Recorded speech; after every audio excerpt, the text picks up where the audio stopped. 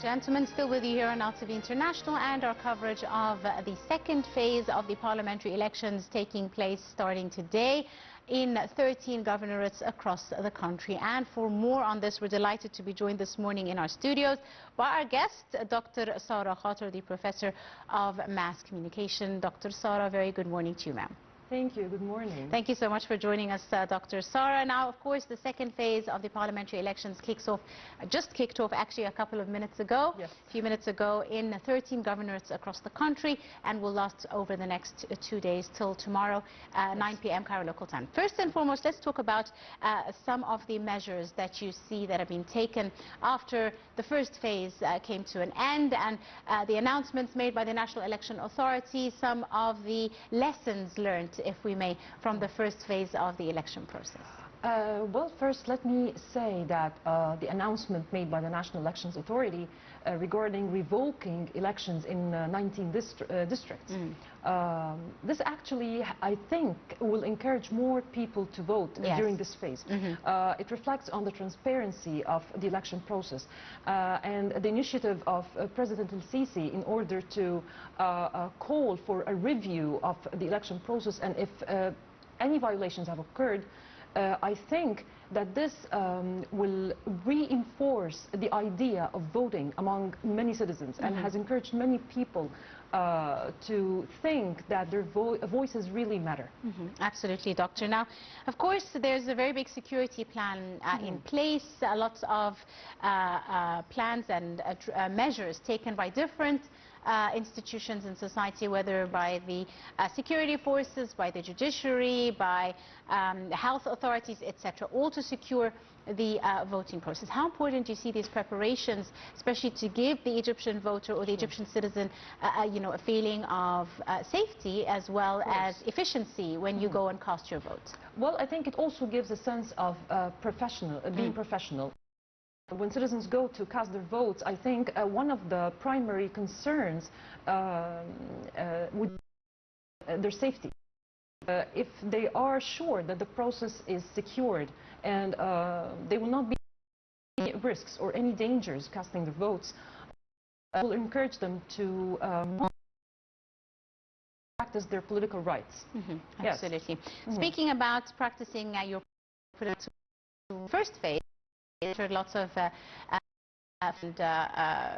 views of women standing in queues, waiting to cast their ballot and express their vote and their opinion and pick their representative in the parliament. How important do you see women participation and with the frequency now of women participation in political life in Egypt as a whole? Very, very important. Women has always played an important role in our country and in our civilization from the time of the ancient Egyptians. So always when I'm asked about their participation in political life, I always reflect on our legacy and on our history. So it's very important nowadays, more than ever, that Egyptian women know exactly their rights and know how to practice their political participation. And we have seen this in the first phase, and now we're seeing it even more in the second phase. And I think this reflects a success of the process so far. Now, what message does this send when the mother or the woman in the wake up early, head to the voting stations, the polling stations, or on their way back from work, or from picking up their kids from school, or from whether, from whatever activity women do, the hundreds of tasks we have, making time to go and cast your ballot and go cast your vote? Well, I think she influences the rest of her family. The woman is the leader of her house, and a mother specifically is also a leader. So when she makes time casting her votes, I think she the rest of the family, the rest of the members, to go do the same at the same time. Maybe go with her, maybe go a different time. But her behavior reflects upon all members of the family. Indeed. Yes. Now let's speak a bit about the youth. Before, the youth, let's say, weren't specifically interested in the political of life. But now we actually see quite a turnout of Egyptian youth who've become more aware and participate and cast their ballot. How important do you see the participation of the Egyptian youth, and what election or awareness campaigns have there been launched in order to encourage the youth, to really give them a voice and an opportunity to come and express their opinions? Well, I think we have campaigns on television, and we have also some kind of discourse on social media as well. But I think we need to focus more on reaching them through social media, because they are more available. They don't use traditional media that often. So I think this is their language. We have to focus more on social media platforms, different social media platforms. And I think they are now, they're becoming more aware every now and then of their importance of their participation in political life. And actually, it's not just their participation in politics. I think we're talking here about their participation in the future of their country. So by being aware in how important they are in building the future, the first thing they will do is casting their votes. Absolutely. Let's talk a bit about the accessibility and some of the arrangements for the people that to cast their votes. Of course, we've seen lots of different preparations for people with special needs, whether it's we've seen wheelchairs, etc., whether it's a visual impairment. We've seen cards, voting papers in Braille, and also with sign language for people with hearing impairments. How important is this inclusivity, in your opinion, to really allow every single person in Egypt who is registered to vote to come and do so, regardless of any impairments? Yes, it's very important, because you're making them contribute to the society. You're making them feel like they are important members of the society. They're not different from anyone else, and this is the truth. By making them feel they are able to practice their political rights, and by being able to cast their votes, they can feel the importance of their contribution and their participation in the whole process. Yes. And we've also seen, you know, the elderly even not afraid to go, and usually the security forces assist them, not make them wait in queues, etc. Also, the elderly have a very prominent role. They set the tone, they set an example as well for the younger generations. If I'm an old man or an old lady and I can go and vote. A role model, absolutely. Yes. How important do you see their participation? Well, I see it as a success, because this means that the election process have been made comfortable for everyone, have been made easy for everyone. So their participation, as I said, they are role models, and they affect and they influence the younger generations. So by being there, they can influence their granddaughters and or grandsons in order to go and cast their votes. Indeed. Right. Of course, to elections and the whole voting process, it is under full judicial supervision. Now, what does this mean, Doctor? Someone, a professor of mass comm, what does it mean when we say full judicial supervision? Well, I think it means transparency first. It means an honest election process. It means that it's very important that the voices of the, and this is what actually President al-Sisi has confirmed, that the voices of the people, the real voices, must be reflected in the votes and in the parliament. Objective of the election process. If this is not achieved, then the whole process can fail.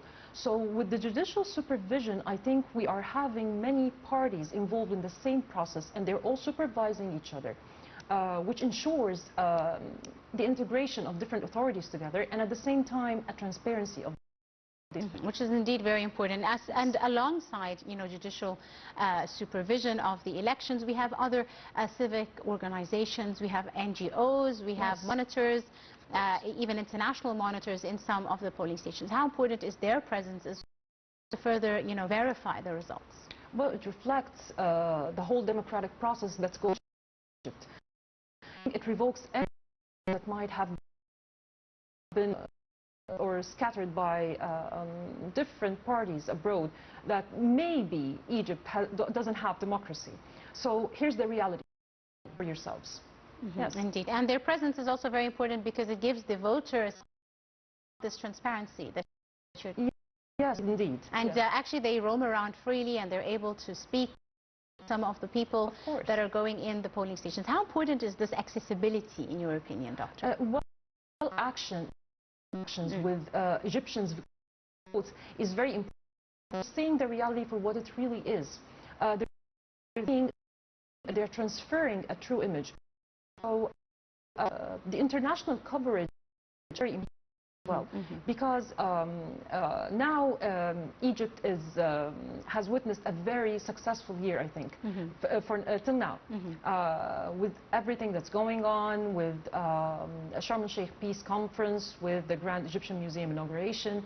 I think that to live up to, and we have to prove, and not just prove, it's the reality. So by making sure that reality reaches everyone, all citizens abroad, I think this is very important for Egypt's image nowadays. Absolutely. And you mentioned the issue of international media coverage. Also, there are international media institutions, channels and press, etc. Also around the 13 governorates, as well as, of course, the national media coverage. Very important role as well in verifying the whole, democratic process in Egypt, as you said. Now, their presence as well indicates is democratic, is to a certain extent as smooth as can be. How do you see their coverage of the elections from your reading of international media? Well, I think for now we can see that they're trying to be objective and truthful. Maybe I think they're trying to maybe reflect a true image of what's going on. And this is what we want. This is the exact job of media, informing people, manipulating people's minds, or manipulating information, or spreading fake. So this is the true response of, or against any rumors, as I said before, or against any connection that you want parties to see for themselves, to come and see the real scene, and give them the freedom in order to be able to do news in the way and see the democracy going on not just as a kind of media coverage. They can see it for themselves and experience it themselves. Absolutely, Doctor. Now, the National Elections Authority has affirmed that transparency remains one of their top priorities, and they've also emphasized of some digital tools in documenting and result verification. How important is this step, in your opinion? Well, digital tools are very important, and they are the tools of the era nowadays.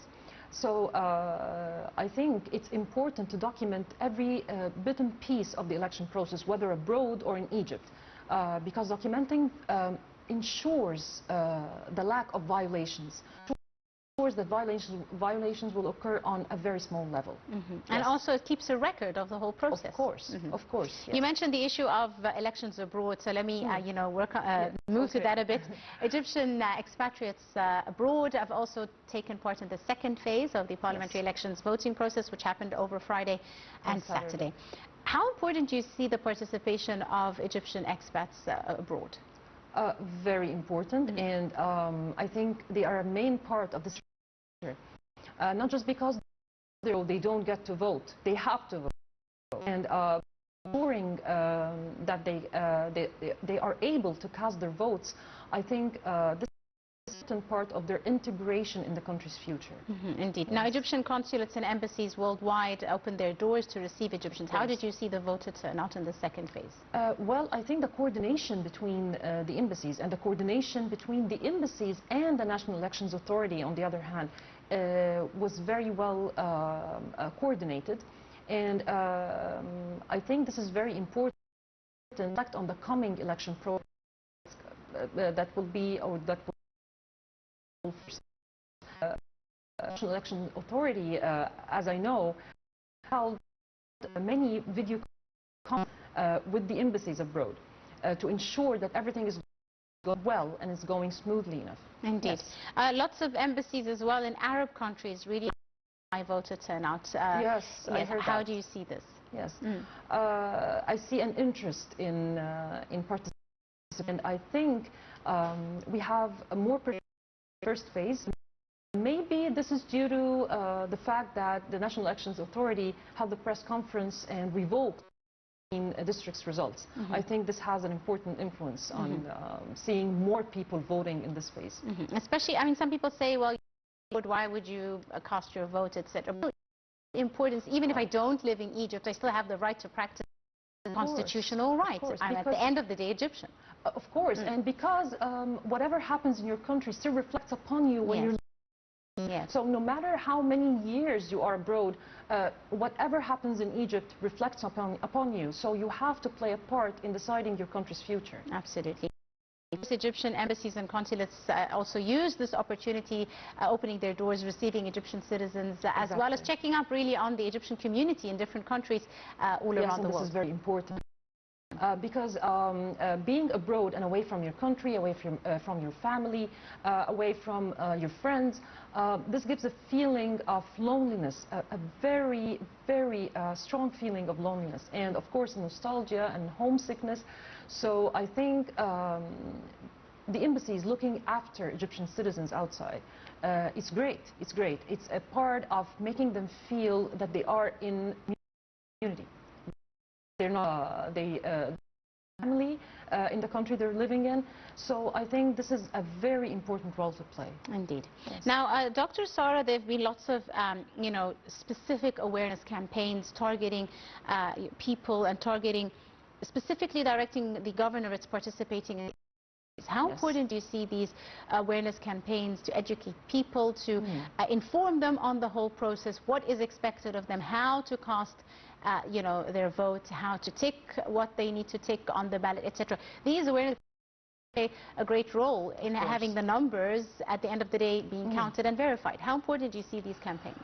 Well, they have these campaigns. They have to teach people expected from the parliament in order to make them know it's important to cast their votes.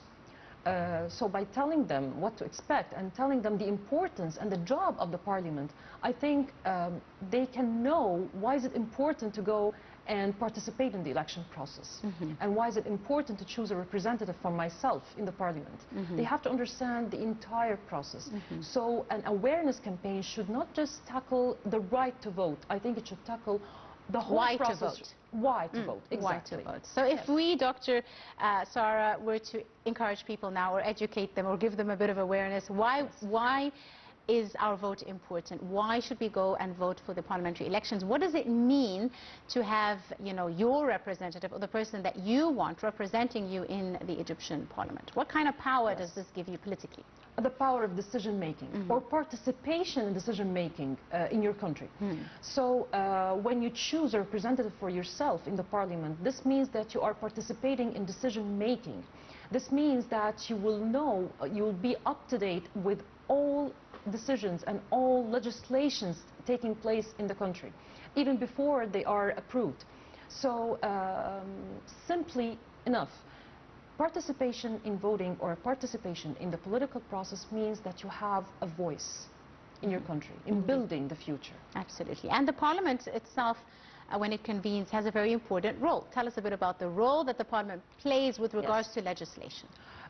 With regards to the legislation, and not just legislation we're talking about decision making, we're talking about supervision of other authorities involved in ruling the country. So we're talking about an integration of a full political system together. So Egyptians, I think a lot of Egyptians are already aware of that fact. And this is very important, and important also to educate the younger generations and to reflect upon the younger generations, because they have to know this process as well. They have to know why is it important to have an integration of different authorities together. Why is it important to have an authority that supervises the others? Yes, I think it's very vital right now to hold several awareness campaigns and several education campaigns in order to make sure that everyone knows their rights and everyone can have a chance to participate. Absolutely. Now, Doctor, of course, as you said, everyone has the chance to participate, which is very important.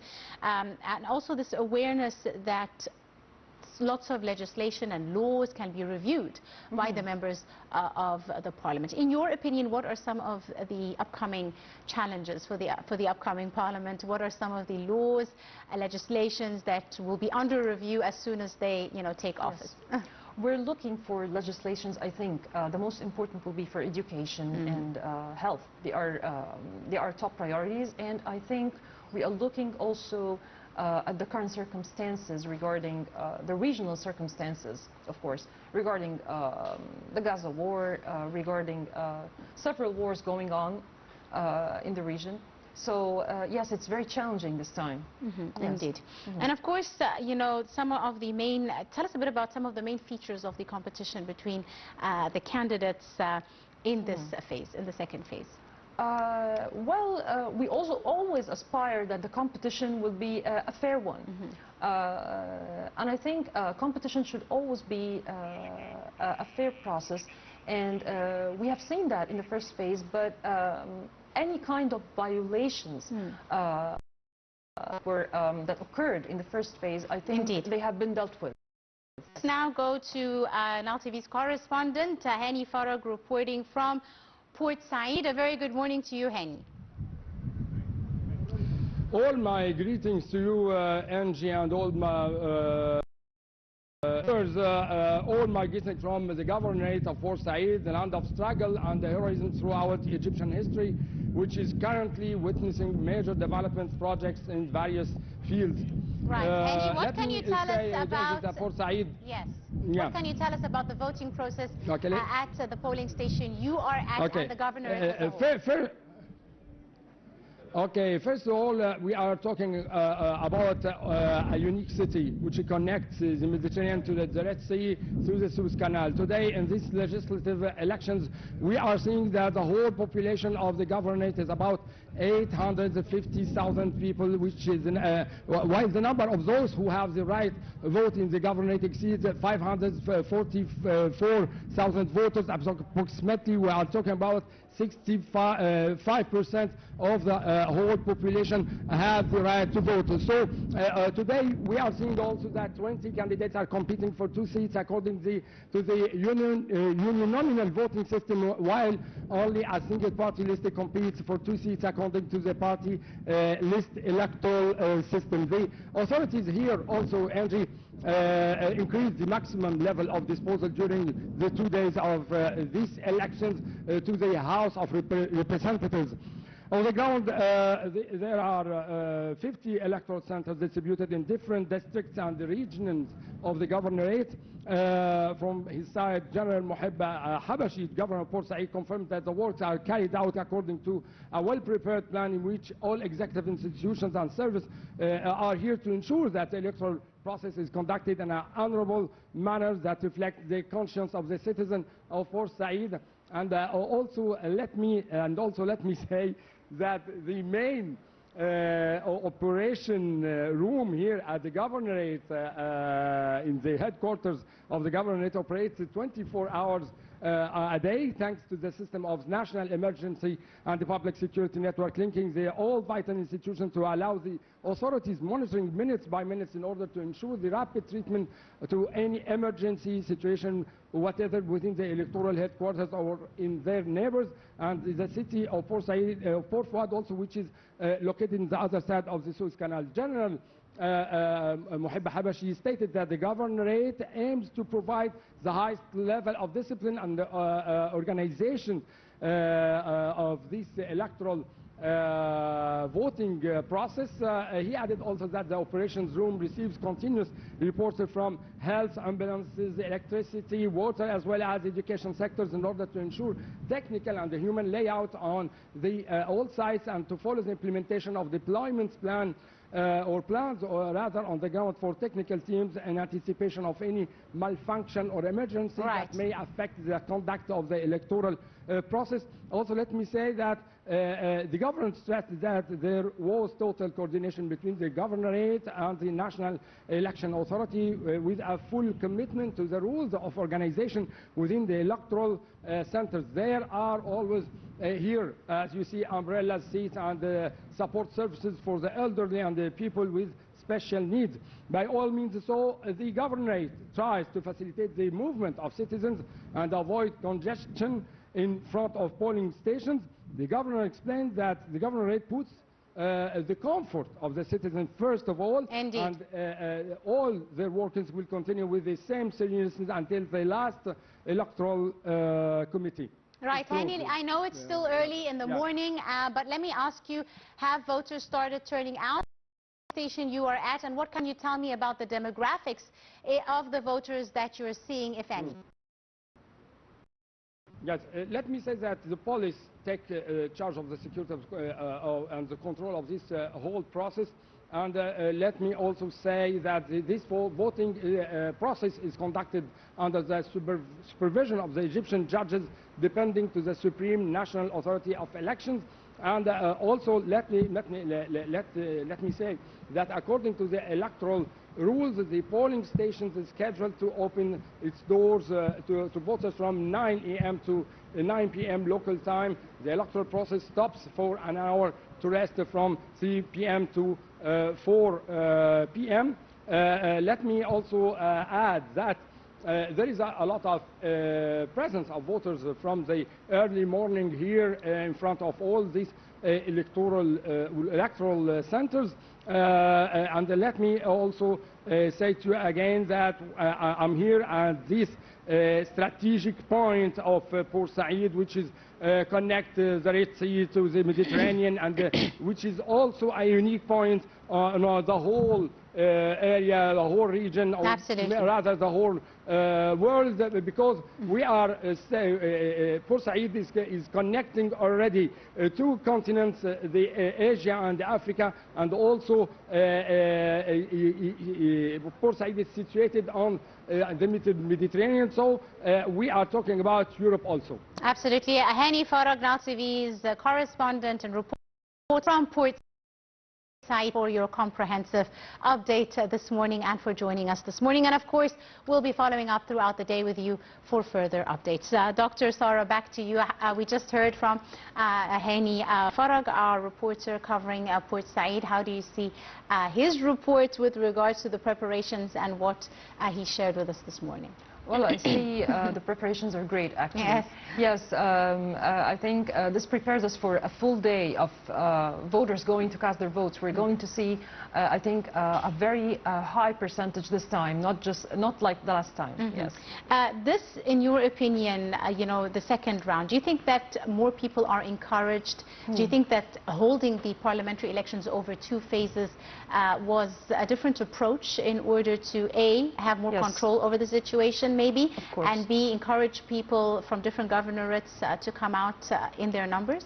I think this allows for more organization of the process. We have a lot of governorates, and we have a large population. So in order to make sure the process goes without any mistakes, we have to make sure that it's divided among two phases. It's actually brilliant because focusing on a number of governorates every time gives an opportunity for the National Elections Authority to keep a follow-up for maybe every committee that's holding a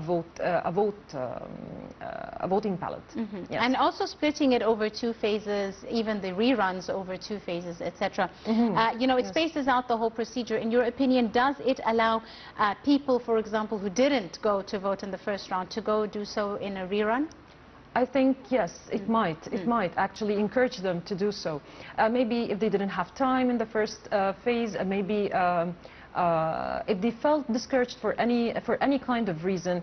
And as I mentioned before, the conference held by the National Elections Authority and ensuring transparency may encourage a lot of people this time to actually go and cast their votes in the rerun. I think so. Indeed. Now let's talk a bit about some of the participation of different sectors in society. Usually we see different sectors keen to participate for different reasons. How do you read this, Doctor?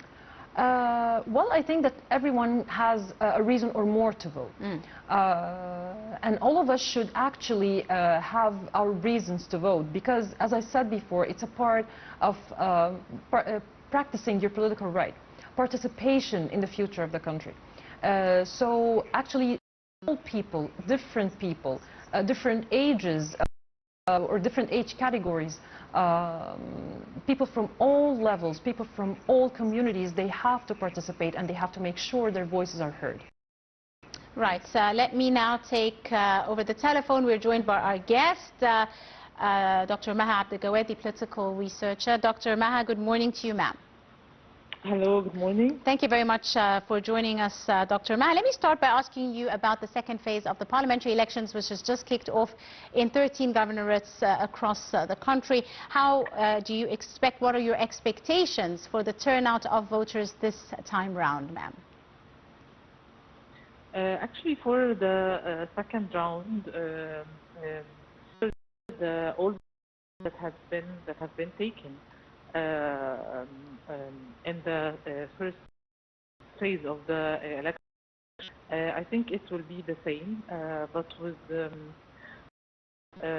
more measures. I mean, after what the President Sisi for, especially some violations that have been reported in the elections. So it will be optimistic, maybe, for the second phase. Dr. Maha? Yes. Yes, sorry, we had a bit of a technical problem with your voice. Let me ask you, how do you see the participation so far? What are your for the second phase with regards to specific participation by different demographics, whether by the youth or by women or by the elderly? Yes, I think the largest segment of Egypt, and their involvement means of new energy into political life, and yes.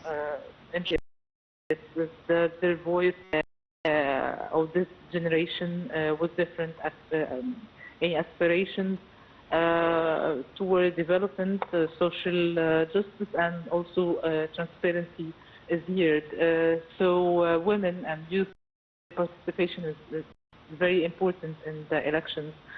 And I think also as for the technology in the elections, the national, as you know, that the National Election Authority has issued some for youth and for everyone to make it easier. The digital system provided a mobile application, and yes, and for also launched a line Braille ballot papers. So yeah, and also papers with sign language with hearing impairments. Yes. Yes, sure. Yes. So all these measures, I think it will make more youth, especially when they the reflection of their age in the parliament. This is also so encouraging. Absolutely right. I'd like to thank you very, very much, Dr. Maha Abdelgawed, our political researcher and our guest for this morning. Thank you very much, Doctor, for your time this morning. Back to you, Dr. Sara. Just before we wrap up, a couple of minutes or so, let's wrap up quickly by discussing, in your opinion, a phase. After the parliamentary second phase is done, what do we have to expect? I think we're about to begin a new cycle for the parliament. First, the reruns. Yeah, of course, the reruns first, and then we have a lot to expect from the parliament, as the current circumstances and the current regional challenges and world challenges nowadays. Challenging. Yes. How do you see, the political influence of the Egyptian parliament now with the democratic process rolling, so to speak?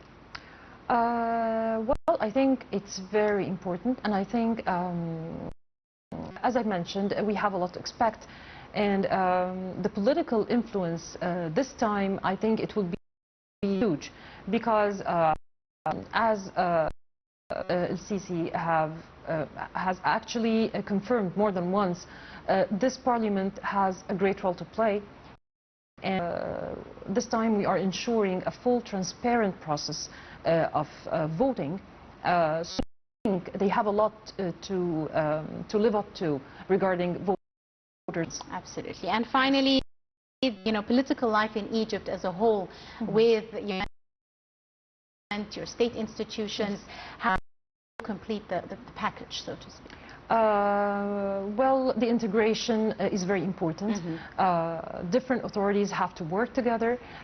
We're all part of the same future. We're all part of the same country.